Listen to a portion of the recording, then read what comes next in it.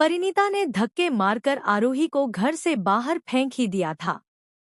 दरवाजे पर गिरती हुई आरोही की आंखों में बेइज्जती, दर्द और गुस्से की आग एक साथ जल उठती है। परिणीता की आवाज पूरे घर में गूंजती है, अपना सामान उठा और निकल जा यहाँ से। इस घर में तेरी जगह कभी थी ही नहीं। लेकिन आरोही को भी क्या पता था कि आज उसके जीवन की सबसे बड़ी परीक्षा के साथ साथ सबसे बड़ा सच सामने आने वाला है।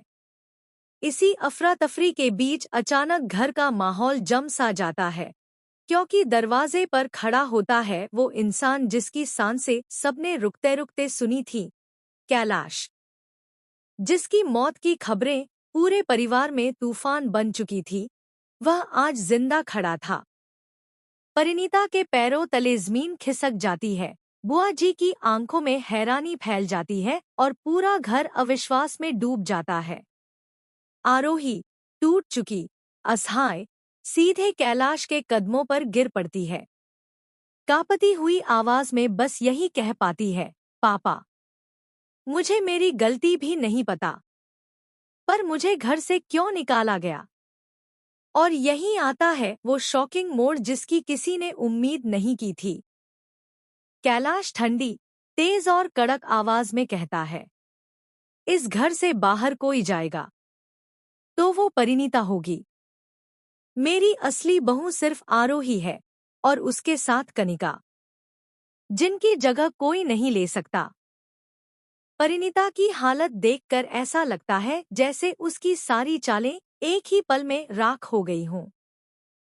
वह सफाई देने की कोशिश करती है, पर कैलाश उसे वहीं रोक देता है।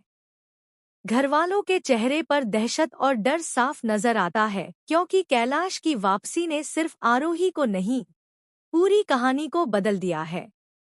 आरोही, जो कुछ देर पहले अपनी इज्जत बचाने के लिए अकेली लड़ रही थी, अब सीधा अभिषेक के पास जाकर खड़ी हो जाती है।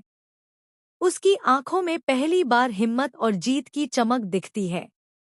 उसे लगता है कि आखिरकार उसकी लड़ाई खत्म हुई। लेकिन तभी एक और बड़ा ट्विस्ट सामने आने लगता है।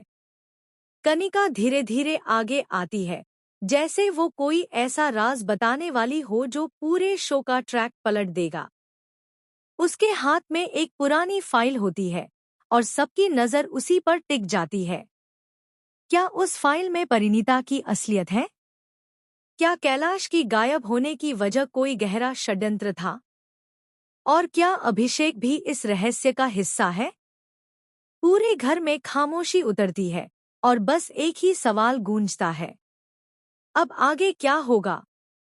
गाइस, इस बड़े ट्विस्ट को लेकर आपका क्या कहना है?